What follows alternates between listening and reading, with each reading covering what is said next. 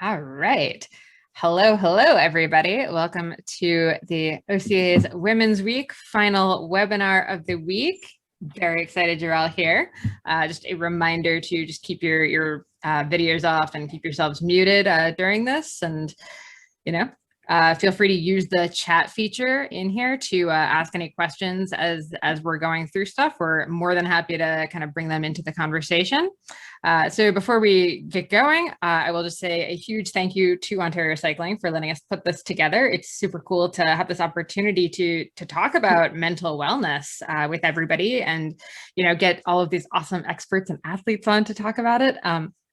I think I said this last night when we were talking about women's wellness from like the physical side. I think it's really cool that we're able to finally like normalize the idea of, taking care of both our brains and our bodies as women and, especially as women athletes. I think we tend to kind of put all of this stuff on like the back burner with like work and family and life and all of these other things. But these are such important topics. So I'm so stoked we're normalizing this conversation.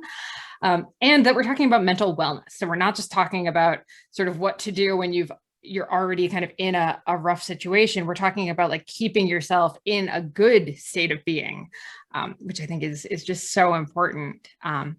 So tonight we have Krista, Chandler, and Kayla Buck as our mental performance consultant experts. And we have Erin Attwell, who is a trek racer for Cycling Canada, as our athlete expert. I'm really excited to hear from all three of them. And I think I'll actually have them introduce themselves. I should also introduce myself probably first. That would be very helpful. For those of you who don't know me, I feel like I know a lot of the names on the attendance list, so I feel weird introducing myself. But hi, I'm Molly Herford. I'm a journalist who writes about kind of all things cycling and endurance sport and health and wellness related, basically. And I love talking about this stuff so much. My husband and I co-own The Consummate Athlete, which is a coaching company and podcast. And yeah, we get to talk to experts like this all the time. Cool. All right. So with that said, Krista, let's start with you. Introduce us. Give us your background. Great. Okay. Hi, everyone. So nice to be here. And thanks for joining us. Molly, thank you for inviting me. It's great to be here. This is actually my second webinar on mental wellness today, if you can imagine. The first one this morning, and this is how widespread mental wellness is. The first one this morning was actually for the Canadian Insurance and Anti-Fraud Company. And I know that seems out there. When they reached out, I'm like, what? But it just goes to show, insurance companies want to make sure that the people who they're insuring are well, are healthy. And mental wellness and well-being is such a big part of that. And so I was talking about how exercise and using kinesiologists in particular, to be able to assist in trying to work with individuals so they can, really improve their mental health. So it's really nice to be here today. My passion is sport, however, as a former athlete myself, and I still maintain involvement in both recreational level, youth competitive level, and then of course the elite level with not only my daughter, but the athletes with whom I work and the coaches with whom I work. So I'm really excited to be here today, and I love getting questions. So just ask away. If you have any questions, I'm happy to answer them. Amazing. Awesome. Thank you. And it's so funny you mentioned the insurance company because there's so many insurance companies who have major cycling teams that they sponsor. Yeah, so it's like a really odd connection. I don't know why. All right. Kayla, give us your background, intro, etc. So I'm Kayla and I live in Petawawa. So those of you who don't know, it's west of Ottawa. So we're in the Ottawa Valley, and we're a military family. So we move around a ton. Like, we've been across the country. I think we've had about 5 postings in the last 10 years. Yeah, I grew up doing gymnastics as my sport. Got out of that a little, I guess, early. I was 14. By the time I retired, I guess. Love it. It's just one of those sports where you peak young. I probably had more in me, but not as a teenager. Anyways, yeah, so I'm a mental performance consultant, and I'm also an integral professional coach. So I do personal coaching as well. And right now I'm on maternity leave. I have 2 little ones, a 3-month-old and a 3.5-year-old. So life is super busy, but a great context out of sport to practice some mental skills. It challenges you every day. You don't really have a choice. So yeah, that's us. And I guess I also am just on maternity leave, but I have a couple of clients that I work with right now, just to maintain some adult conversation. I love it. And I'm glad we have the perspective of a mom with 2 kids running around at home, because I know a lot of the questions that we tend to get center around like, okay, but seriously, I don't have time. Like, what do I do? So you can definitely speak to that. And then we have Erin, who I really wanted to get an athlete on here, because I know, especially when you're talking about track cycling, we are talking milliseconds matter, which means everything needs to be in like perfect working form. So when I was talking to the track coach, Jenny True, and I was like, hey, who's an athlete who's like pretty dialed with this stuff? She's like, you have to talk to Erin. So with that, Erin, what's your background? How'd you end up in the track or on the track?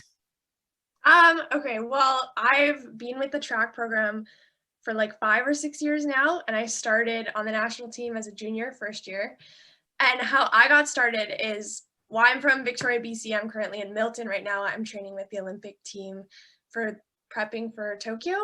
But I got started in Victoria with triple shot cycling, and Lister Farrar, the head coach, was really awesome with basically saying, you're in my program, you're doing every discipline. So you do like mountain bike, cross, road, track, and they're all different seasons, so you could do all of them. And I think 4 months into starting with the program was like the track national championships, and I had started like late spring. So he's like, oh, you may as well go, like try it out. And I ended up getting like 3 medals there. And I was like, you know what, this is pretty cool. I kind of like this, like I'm doing pretty well. So medals seem to be a bit of a motivator. And I just stuck with it. I wasn't a great mountain biker, even though I love it. So I just kind of naturally followed the like path of success to the track, and I'm here now. So yeah. No, I love it. And I think the other reason you're kind of a great person to have on here is because you got through the age where you have a lot of dropout in the sport. So it's definitely something where I'm like, okay, I know how tough you have to be to make it sort of past like out of that junior phase and into like the I'm an adult racing phase.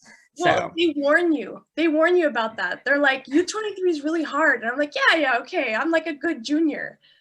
But yeah, you can't really prepare for that. Yes.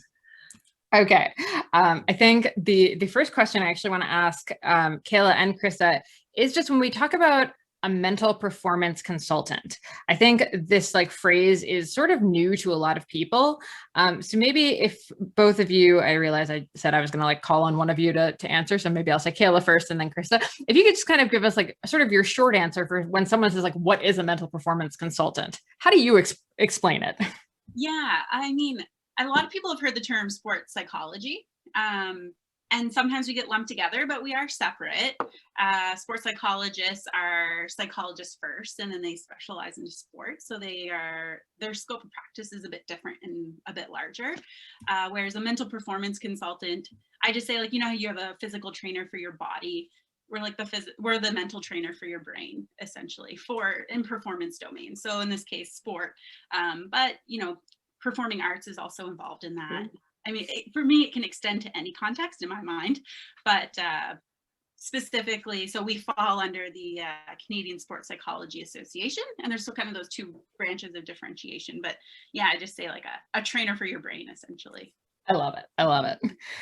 Krista, how do you explain when someone says, what the heck is it? Yeah, Kayla couldn't have said it better. I think we really struggle with this distinction between what is a sports psychologist, because we do often get called that, and being a psychologist really has a specific designation. And so the psychologists don't like when people who are NPCs like myself or Kayla, despite having a PhD, my PhD isn't psychology. My PhD is in kinesiology with the emphasis in sports psych. So, as Kayla said, really our expertise is performance. If an athlete comes to me and says, I'm having issues around eating, or I'm having marital issues, or I'm having dependency issues, those are something that I would refer to someone else who's better able to deal with that in particular.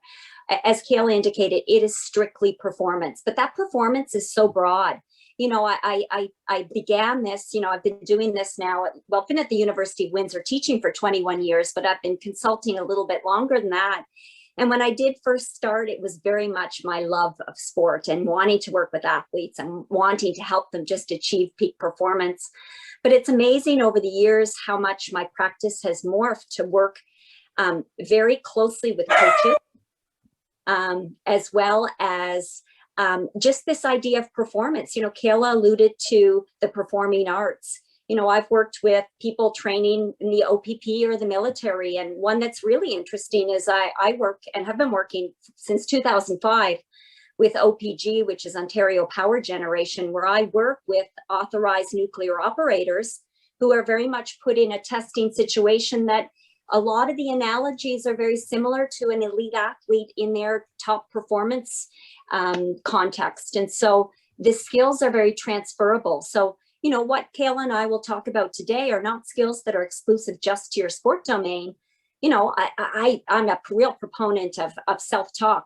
I use that every day with my 12-year-old daughter, with the students that I'm working with.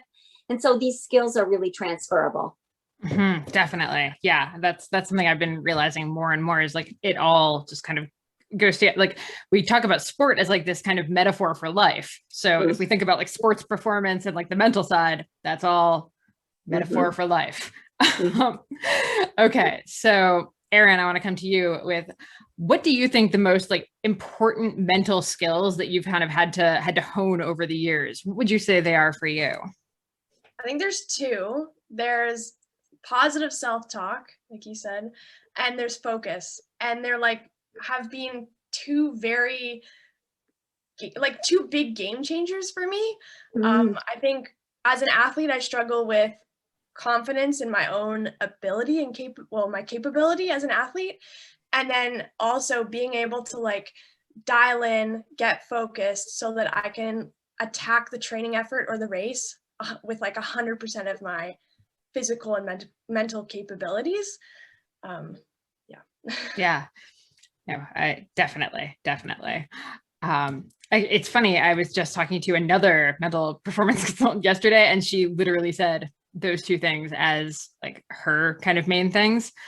Also, side note, I was doing a talk today for a group of 17-year-old girls, and one of them was like, you seem really confident. How do I get that kind of confidence? And I was like, well, you keep faking it, because that's exactly what I'm doing right now. All right. Krista, what do you think as far as the most important mental skills, if you had to kind of pick a couple of them for endurance athletes? I know it's like, there really are kind of those key skills, and there's self-talk, no doubt, I think is because it's an easy one for people to really understand and to be able to implement anywhere and anytime. So that's a really important one, and recognizing that there's two different types of self-talk. We can use self-talk that's more instructional. So perhaps there's a technique that's going to get me up that hill a little bit faster, or there's a technique that's going to, rein in that peloton, for instance. But then there's also just motivational self-talk, which is the type that I tend to use most often, which really puts an emphasis on that drive and that push. So if I'm feeling really fatigued in a run, or I'm feeling really fatigued on, my indoor trainer, what can I say to myself to push myself a little bit further? So for me, self-talk certainly is one that I know athletes really ascribe to, as well as in my own practice. And then for me, the other big one is imagery. And, I say that because I'm a little bit biased, and that is the mental skill that I study and I do trials with, and we do experiments with quite often. But again, it's a skill that we are all capable of doing. And in fact, the young athletes that I work with are even better sometimes than the adult athletes, because they have such great imaginations and the ability to be able to put themselves in different situations. And, to be able to get adult athletes to tap into that and really hone that skill has been important for me. Oh, I love it. I'm gonna get back into imagery later now that I know that's your favorite area. But with self-talk, I'm actually super curious about this. Do you do you or I when you're talking to yourself? Yeah, it's a great question. So the research really says whatever the athlete is more meaningful to the athlete. So sometimes, and there's self-talk that's overt, meaning I can hear it when someone across from, for instance, if I'm playing tennis, someone across the court, I can hear them talking to themselves. So that's overt, where it's allowed. And then there's covert. That's the self-talk that we never hear other people say to themselves. And, it really is the preference of the athlete.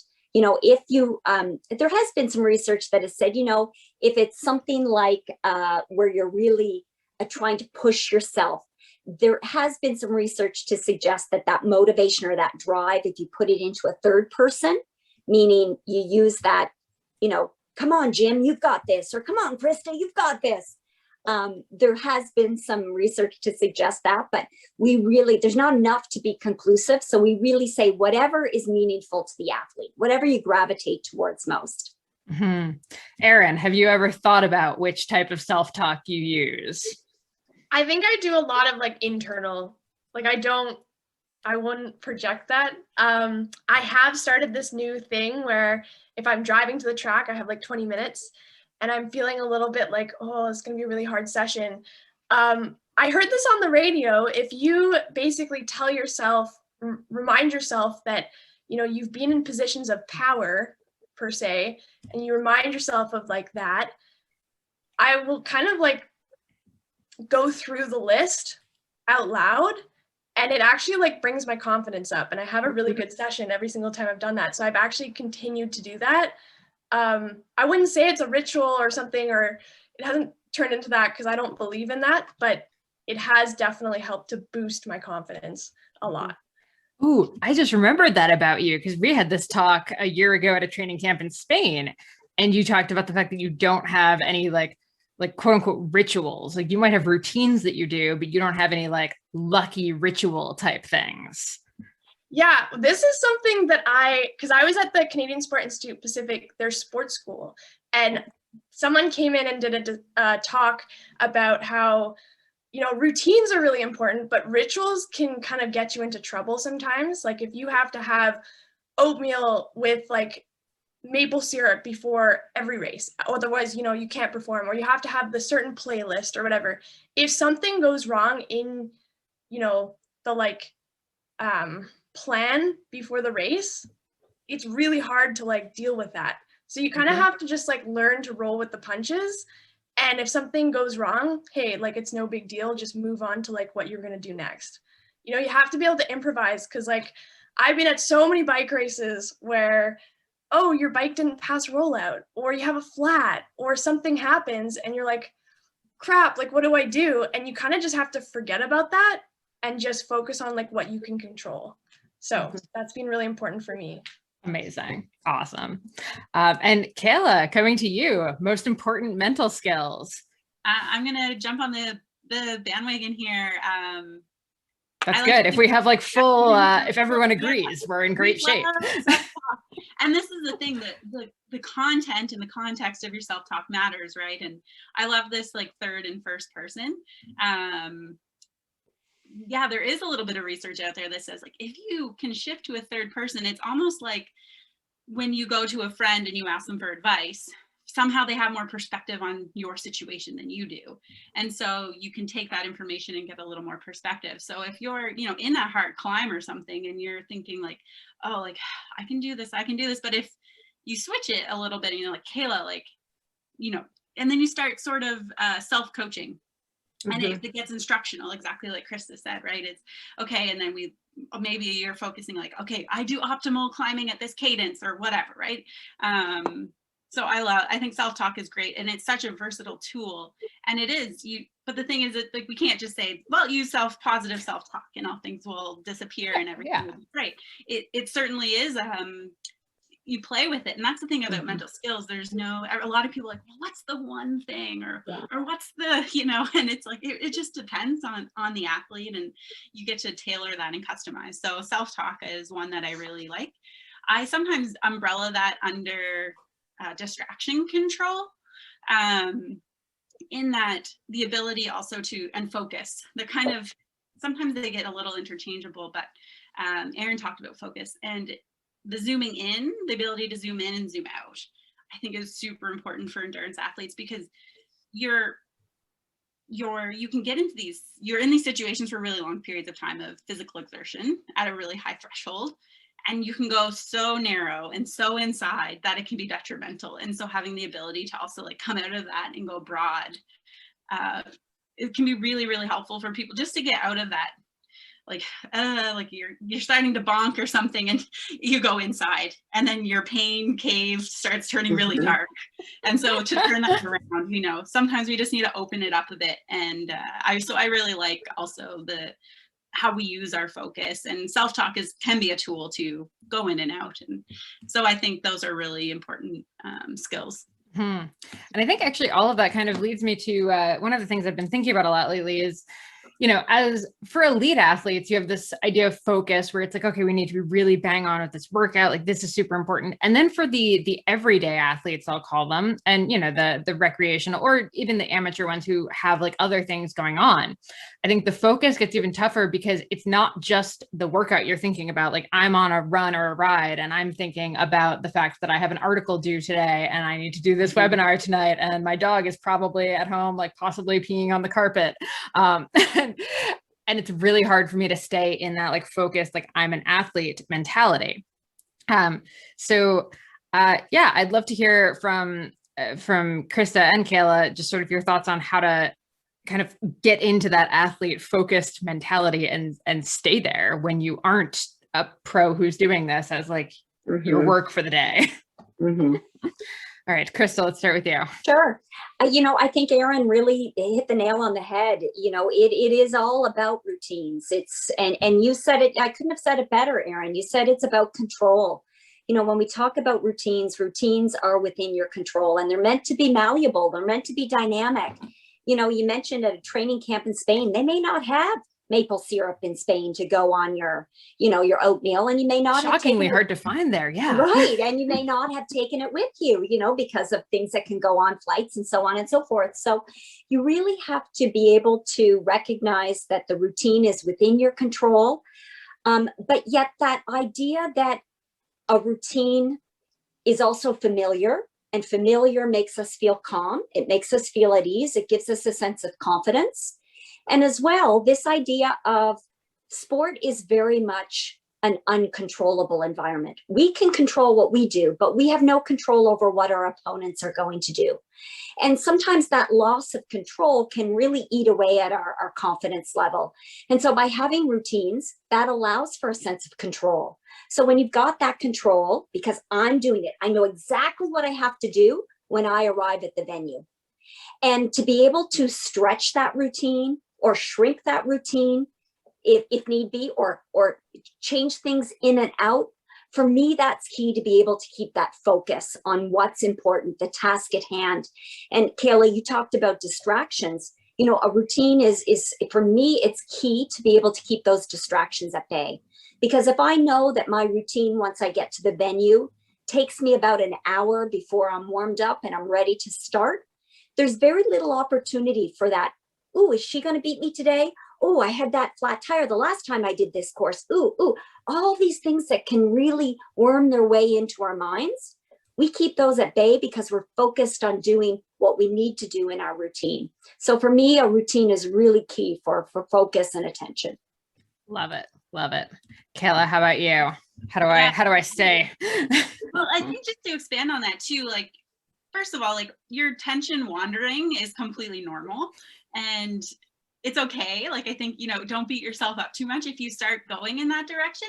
And I think that's when sometimes like some people like tactile cues, some people like visual cues, verbal, and it's just figuring out what works for you. Like Krista said, like it really, you have to individualize it for yourself. But some people run with like an elastic on their wrist and they'll just pull it, and then they pair it with a word, you know, like athlete or focus or whatever it is, mentality or mindset you're trying to get into. And it's also a really great mindfulness experiment for yourself. But So sometimes just like using a cue externally, and then like I am a tactile person. I think a lot of athletes are. So that helps. Or sometimes you see some people just shout words like, like, come on, like athlete or whatever it is. So yeah, I wouldn't beat yourself up too much if you do wander. It's totally normal. And if you didn't wander, I'd be curious about that as well. Yeah, I don't know if that answered your question. No, that's great. Yeah. And Erin, anything to sort of add to that? Because I mean, I realize you are like in that elite athlete boat, but I mean, I'm sure there are still things that pop up. Yeah, I can totally relate to that. Since starting school, yeah. fall, I found myself in the first few weeks being on rides and kind of thinking like, oh, that assignment that I have due in a few days, like, how am I going to tackle that? And I think about other things and I kind of get stressed about that. And then, the quality of the ride would go down. And so I started to, on my rides, say to myself, like, this is a break, a mental break from homework. Like you get one a day and then you're back to the books when you get home. But this is like 3 hours where you don't have to think about anything. You don't have to stress about anything. You're not doing chores. You don't have to clean up, don't have to cook, whatever. And when switching it to like more of a positive outlook, like, hey, this is time for me to like think about anything else. And normally when I'm on the bike, I kind of let my mind wander and even zone out. And the ride just passes really quickly. And also writing lists down. That's something that I've started to do. I have a day planner and I write down everything I need to do. And then I can kind of just leave it on the desk, Mm-hmm. That's been a game changer for me. Yes. Woman after my own heart. I admit I actually got an Apple Watch a couple of years ago, specifically because that way when I rode or ran, if I thought of something I needed to do, I didn't have to like pull out my phone to write it down. I could just like talk it into my watch and like just be done, like have that thought out of my head. Cause I mean, sometimes you like have that thing where you're like, pick up milk. Okay. I need to remember to pick up milk, pick up milk, pick up milk.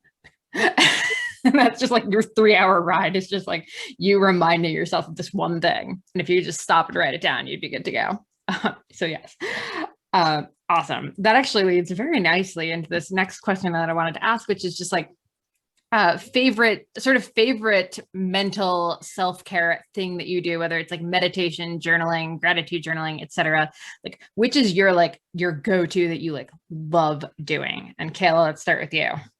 Yeah, I like you said gratitude, and I was like, I think like, cultivating a gratitude practice or a gratitude habit is really powerful.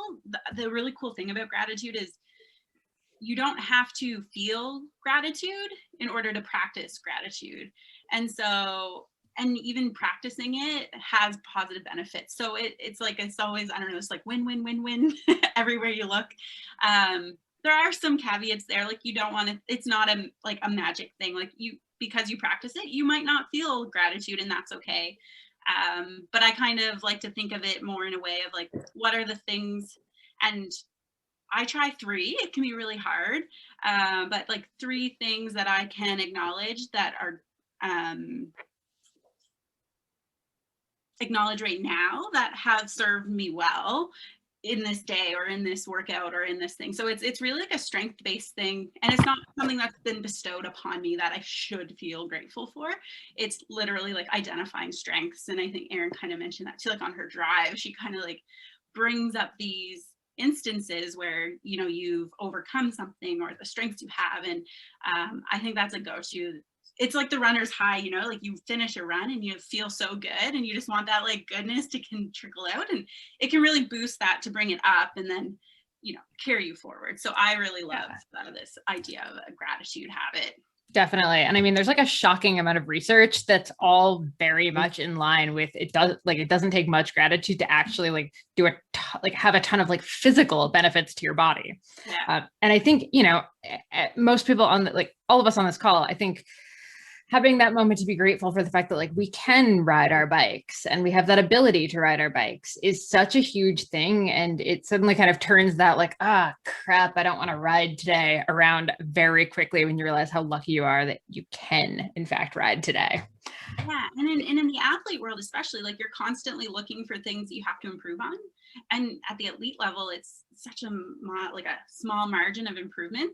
And so like you can really get in that mindset of like, oh, like all the things that are going wrong or aren't going right that I need to improve on. And it kind of shifts you out of that, like to the positive side of things of like, okay, like there's another practice that's called the and practice. Like I am stressed and I am good at blah, blah, blah, blah. And so I think it's just acknowledging, and it really allows that whatever you're holding on, the thing that's, you know, nagging at you to sort of loosen its grip a little bit. So it's like, I am anxious and I've been here before, and I've oh my God, it's like improv for self-care. I love it so much. Exactly. That's I love that. Yeah. So good. Yeah. Amazing. All right, Erin, what is your go-to ritual that keeps you in line? I think it's just writing down like what I did well that day, or like, yeah, like if I have a really good training session, or even if I don't, I like to write down, you know, the process. Well, first of all, I set up process goals because, you know, if I'm like, okay, I have intervals today and they're like 5-minute max, I want to hit this power. No, that's not really going to be my goal. It's going to be like, I want to think about like this on my ride, and I want smooth pedaling, and I want consistent power, like, and perceived effort. I go way more on perceived effort than I do actual numbers.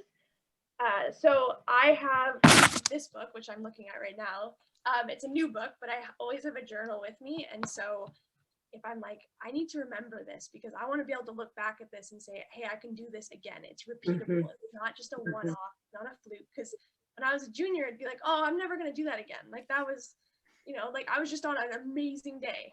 But no, like if you can document the good days, it's really valuable. And one thing that Jenny True, my coach, is like really kind of drilled into us, which has been amazing, is when we're at the track and we have team efforts, she makes us, it's like a rose, thorn, rose, like a sandwich. So, and we have to do only constructive criticism. So if it's like, oh, well, you know, so-and-so, you weren't really riding the black line, you were riding the red line. And I think maybe next time, you know, to make the whole team go faster, you ride, you know, maybe tilt a little bit more, like lean, or take the entry into a corner differently. And by kind of flipping it so it's like positive, saying something that you did really well, and then sandwiching that criticism between two positives has been good for like everyone's confidence, and it's kind of empowered everyone too, and the whole team gets faster if, you know, you believe in each other and yourself. So Well, it's funny, that's actually like almost exactly Kayla's and so it's like the thing we're working on and here's like the good thing. So yeah, I love that. Krista, what about you?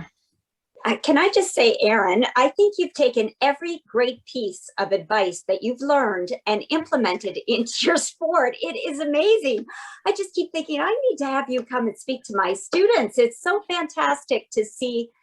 It's so easy to be able to read about these things and the theories and the practices, but then never implement them as athletes. And I think, Erin, you are the epitome of not only learning them, but taking them and putting them into practice. So I just wanted to say I'm truly impressed. And I'm not going to stray too far from what Kayla and Erin said in terms of the journaling. But I do want to acknowledge that, you know, oftentimes when I work with athletes or I work with teams and I say journaling, it seems like this daunting task for them. And they're like, Krista, I do not want to do one more thing. And so what I've tried to do is almost try to frame it in a different way for them, because I agree with Erin completely that it's very important as an athlete to be able to see trends and to go back and say, wow, you know, this is what I accomplished on that week, and look how much I've improved, or I've done it again if it's been a stellar performance. So for me, I do what I call a post debrief, and it is simple. And it's after every practice or every competition, I say to the athletes, give me 2 things you did well and 1 thing that you think you can improve upon. And I go so far as to say, okay, how are you going to improve upon that thing that's at the bottom of the sheet? We talk about it. Essentially, that's goal setting. All they're doing is taking something now and they're trying to improve upon it. And I say, rip the bottom of that page off, toss it in the trash now. Now you're just left with your 2 or 3 great things that you did in that day. Keep those. Periodically bring them out at the end of the week or before a competition, and you're reading all these great things that you as the athlete said about yourself. I mean, what better way to increase your self-confidence going into a competition than recognizing these things that you said about yourself and you've acknowledged? So for me, that's a really simple skill. I think that athletes are appreciative of because it doesn't seem daunting. Mm-hmm. Yeah, I've heard similar before, and I like using good, better, best. So like, what did I do good in this session? What can I do better in the next one? What do I have to do to be at my best? So it's sort of that 3 things. Yeah, love it. I love it. What did I just like wrote a thing down here that I needed to ask about as you were talking, and now I've like lost myself. Oh, I was gonna say, as far as like Erin being like the perfect person who does this, I can also say like I've been on a camp with her for a month and she actually does do this. This is like who she is as a human, which is why I wanted to have her on as an athlete speaking, because a lot of the time I'm interviewing athletes who I have been on camps with, or like I know personally, and I know like it's kind of BS, some of the stuff that they're saying, like they just don't do it. Like, I meditate every morning. I'm like, I've seen you every morning and you don't actually do that. So it's very nice to actually have someone on where I'm like, I know they actually do this. So yeah. Actually, on the note of meditation, I'm just like so curious for all 3 of you. Where do you stand on meditation? Have you tried it? Have you found it helpful? Are there any ways that people can incorporate it if they want to, that are not just like painfully irritating? So Krista, let's start with you on this one. Sure. I personally don't meditate, and it's not because I don't think it's valuable. For me, I use a lot of imagery because that is my area of expertise. And for me, they're very similar in that the end goal is the same, trying to get yourself into if it's meditation, it's for a relaxed state or more calmness. Now, imagery can be used for a multitude of functions. It can be used to psych yourself up, arousal regulation, emotional control, skill execution, but it can also be used to relax as well. And so, I'm sorry, I'm using my iPad because my Mac for some reason did not want to connect well. So apologies. So for me, imagery is one thing that I tend to gravitate towards. But I am really have done some just preliminary research, but published a paper, and I'm working on another one right now on mindfulness in athletes. And the big takeaway, there's a lot about mindfulness right now, but the big takeaway for me is this idea that we're on this continuum, the past, the present, and the future. And if we spend our time dwelling on things that we did or didn't do in the past, or feeling anxious about what's to come, we're not truly living in the present. And for me, that's the big takeaway. There's a lot more about mindfulness, but I really dumb it down to say being in the present. And for me, I really try to help athletes be in the present. And this goes back to something that Erin said. I really try to say to athletes, you are at practice 1, 2, 3 hours a day doing something that you love. That is your opportunity to shut the mind off to all the other crap that's going on in your life, or great things. Even great things can really detract, right, from the task at hand, that being sport. And so to be able to be mindful, to be present when you're at your practices is key. And so again, I'm not trying to dumb mindfulness down. There's a lot more to it. But that idea of the past, the present, and the future, and trying to really be present is key. I love it. I love it. And actually, well, now that you mentioned imagery, let's quickly talk about that. Like, what's sort of like the 90-second, how can we get started using imagery for good? Because I feel like I am personally like much more on the imagery side than the meditation side. That feels like a thing I can do. Yeah. So the real simple is to start simple. So I'll get athletes to start by closing their eyes and imagining their bedroom in their home. what does it look like? Can you imagine, where the bed is, where the window is, where the closets, if the closet doors were open, what would it look like? And then trying to manipulate that image. Okay, if your bed is on the south wall, can you see it on the north wall? Or can you change the location of where your window is in your room, or the color of your bedspread? So really trying to have control over that image and being able to manipulate that image, because, let's be honest, sometimes we imagine ourselves not doing things that are great in sport. We imagine a failure, or we imagine, a poor training session. And we have the ability to be able to control that, to say, no, that's not what I want to image. I'm going to image how I want to see myself perform in that situation. Sometimes I analogize it to a lie.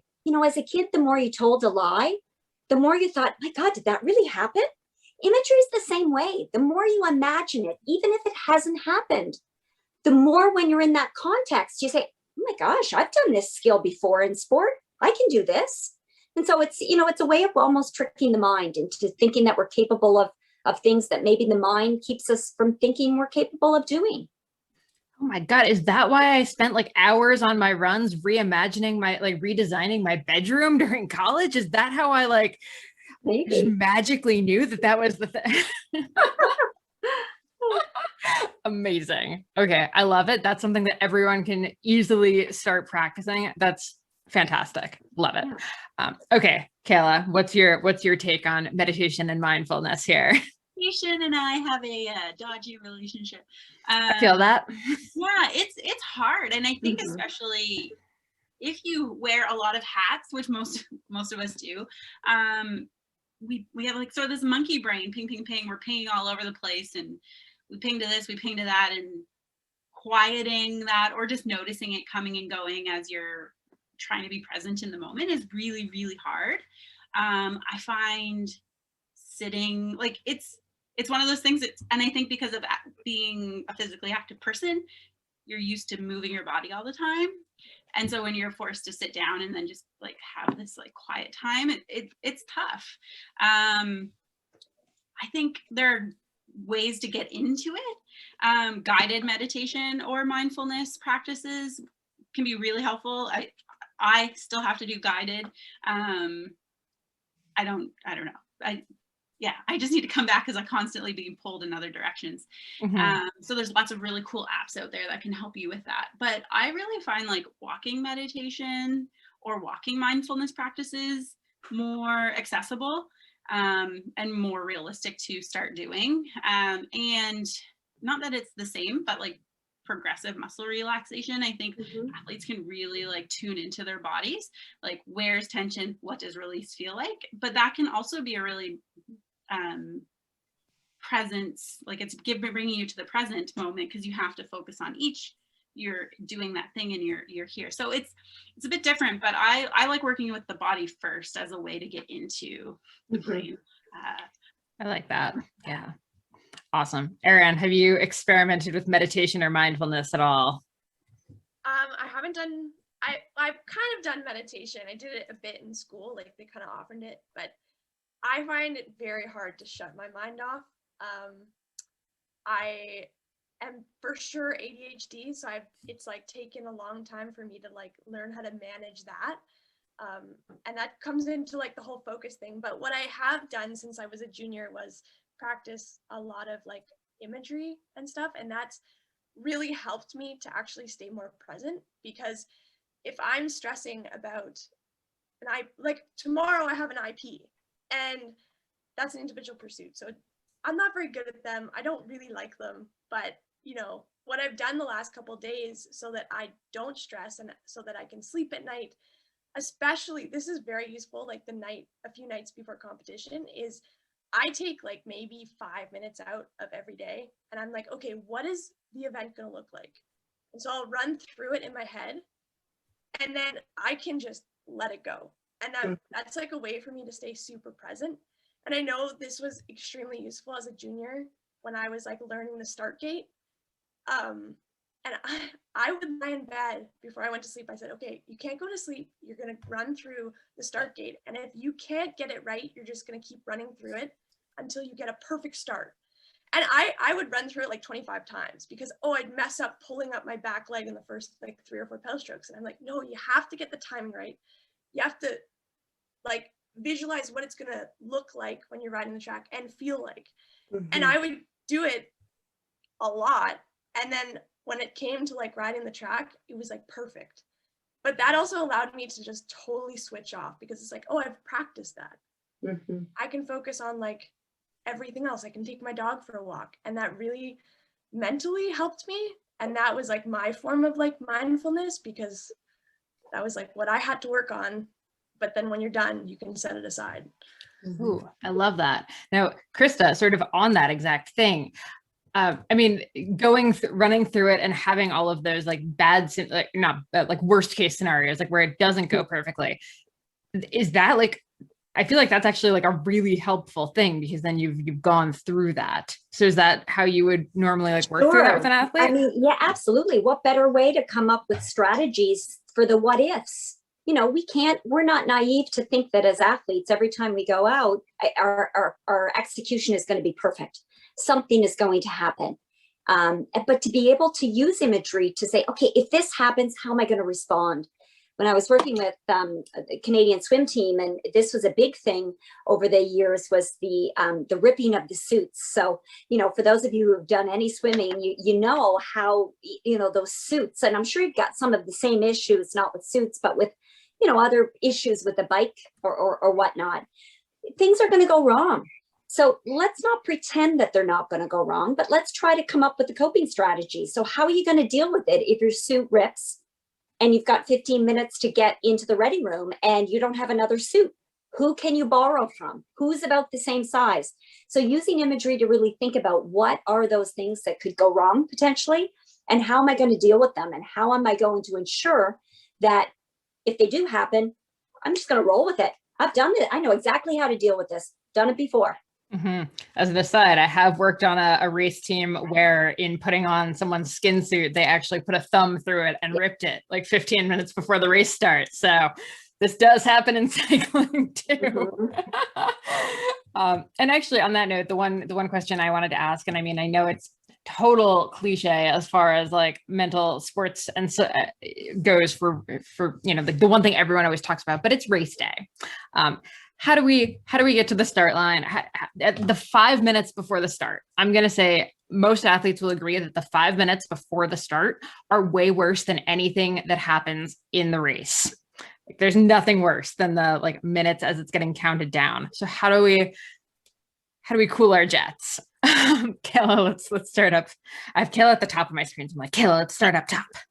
Sure.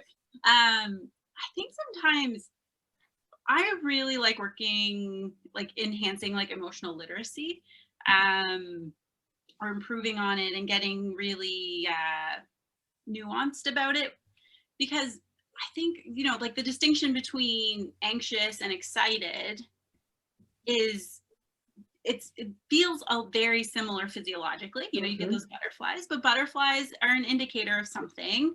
And so you can talk yourself, emotions have this sort of feeling side, but there's also a cognitive side to it. And so we can talk ourselves into this isn't good. Like, I'm so nervous that, or we can also like, ooh, that's informing me. That's telling me something, like my body is prepping for something big here. And so that's like that self-talk thing. But if your emotional literacy is really narrow and it's like, I feel good or bad, and you can't.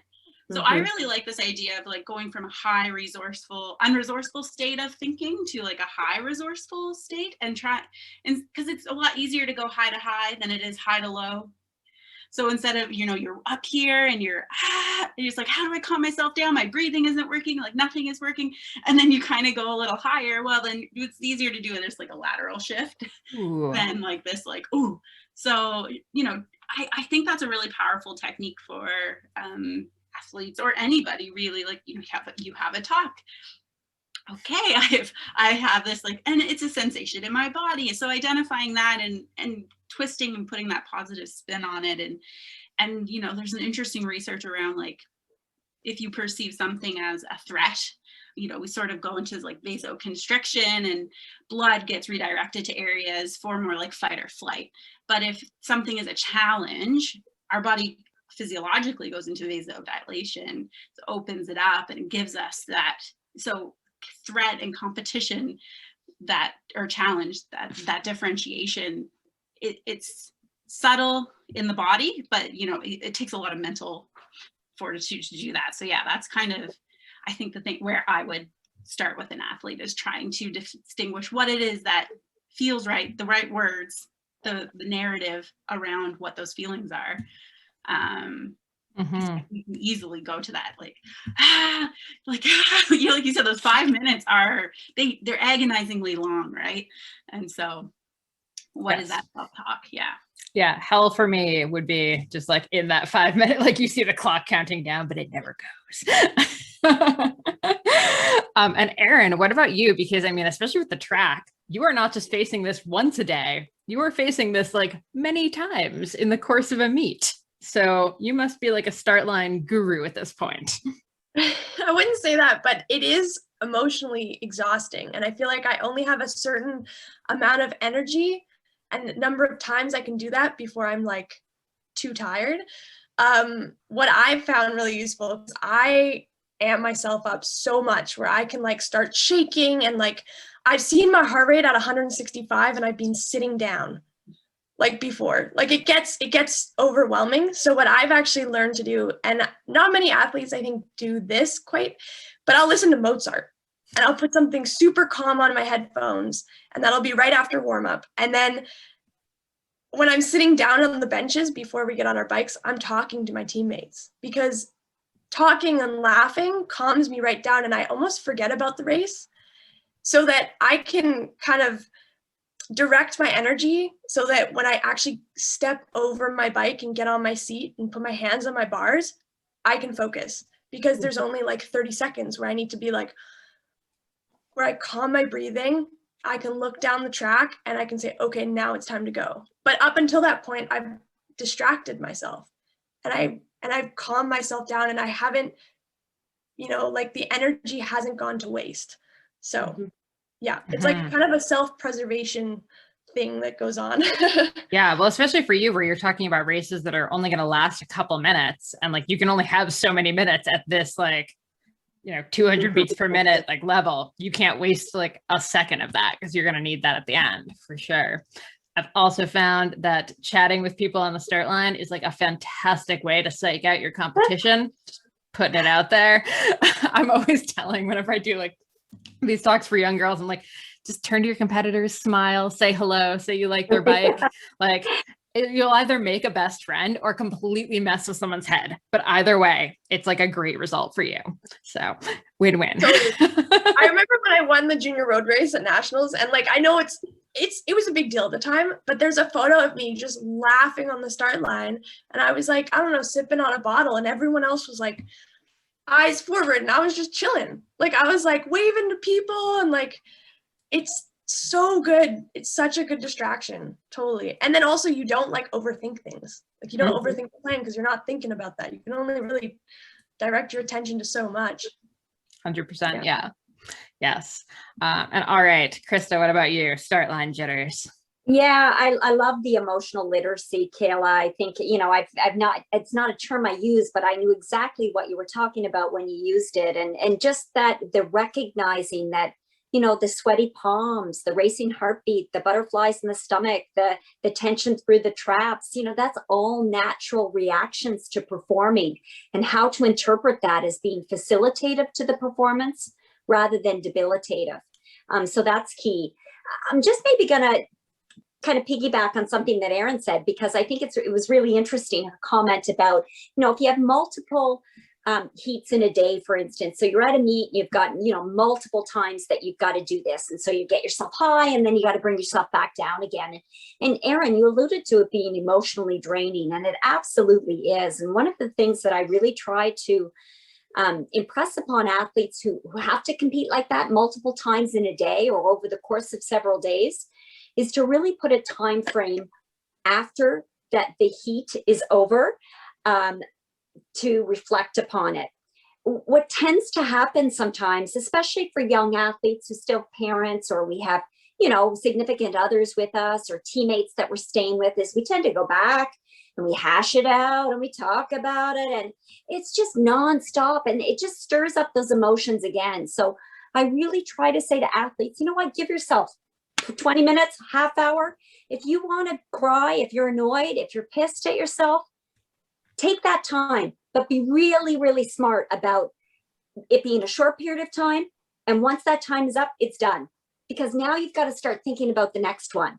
And I call it the monkey on your back. You don't want to carry with you that performance, be it good or bad, because that's just extra weight on your shoulders. So really try to set a time frame, be diligent about it. Let the people who support you know that at that time we're done talking about it, and now you move forward to the next one.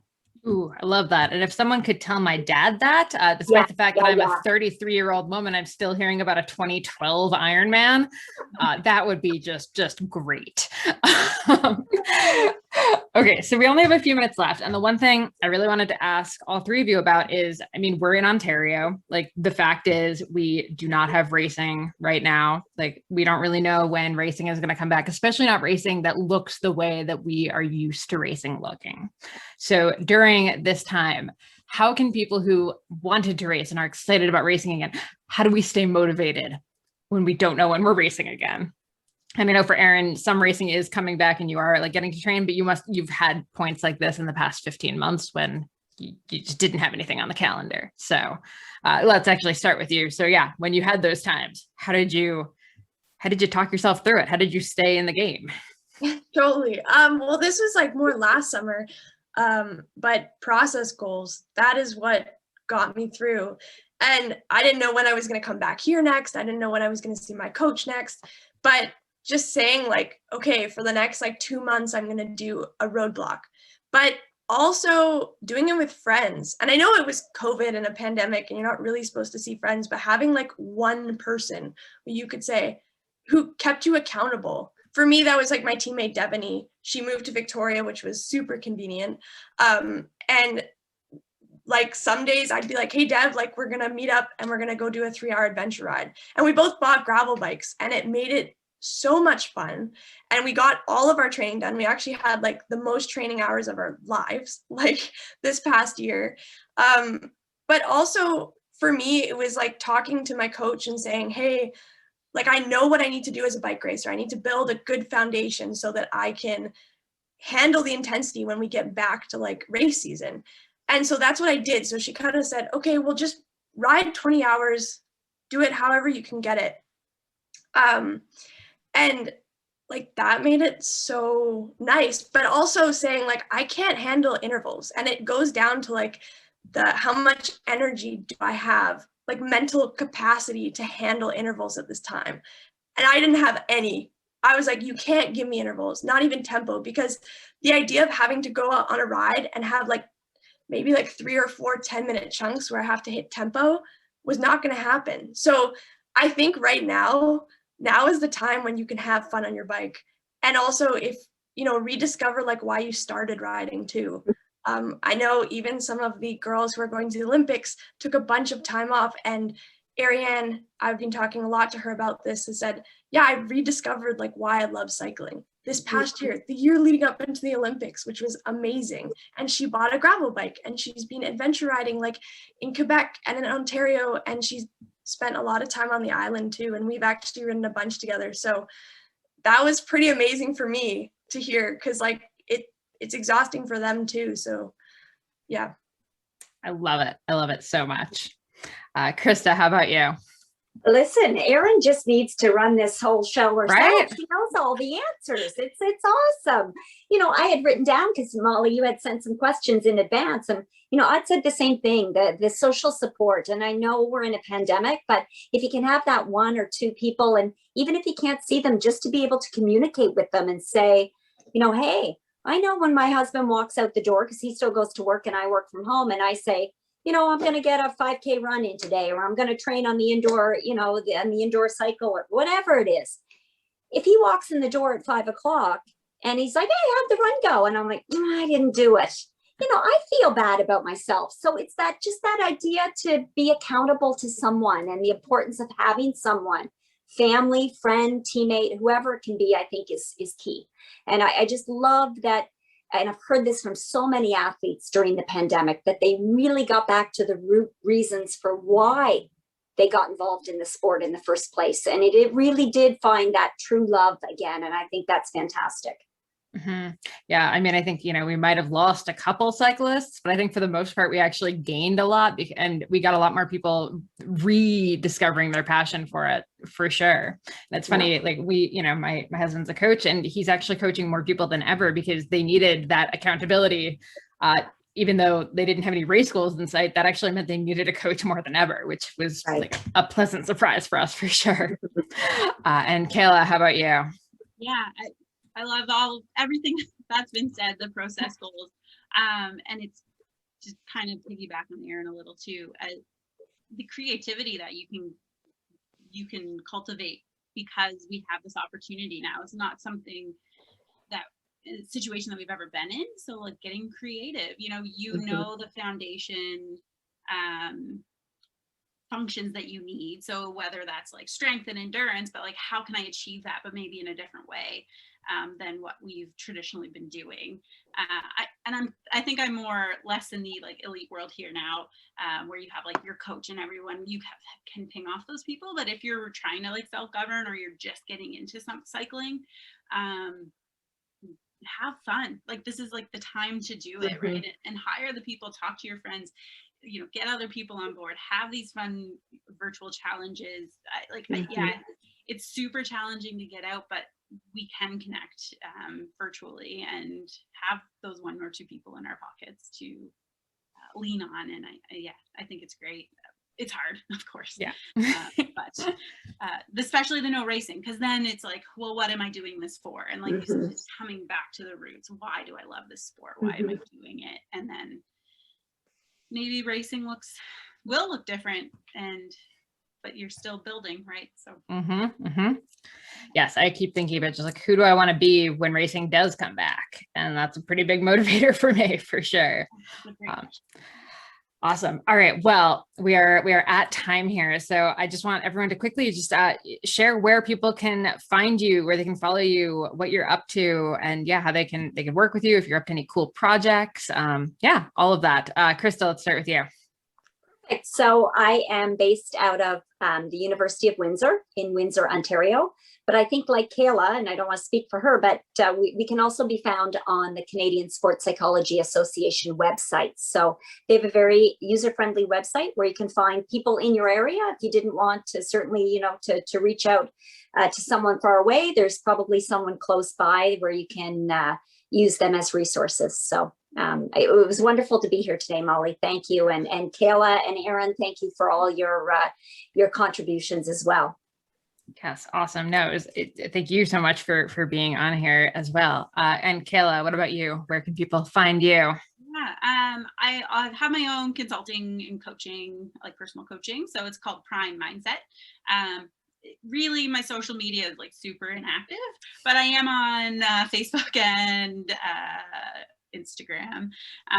You can message me there, and same thing, the Canadian Sports Psychology website, there's contact information there as well. That's it. Perfect. And Erin, how can people follow along with the track adventures? Instagram.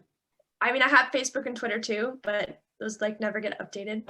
But if any of you guys want to go for a ride at some point, you're in the Milton area, let me know. And if you have any questions or like want any advice, also like shoot me a DM. Amazing. What is your Instagram handle? It's just Erin Attwell. Amazing. Awesome. And I am at Molly J. Herford or consummateathlete.com. Awesome. Well, thank you so much to everyone for joining these lovely panelists, as well as all of you who are listening. This will also be available on Ontario Cycling's YouTube channel. And again, huge thank you to Ontario Cycling for putting on this amazing Women's Week. So yay, we made it. Awesome. Thank you all so much. And happy riding now that we have some beautiful weather this weekend. Awesome. Thank you all and enjoy the rest of your evening. Bye everyone. Bye. Bye.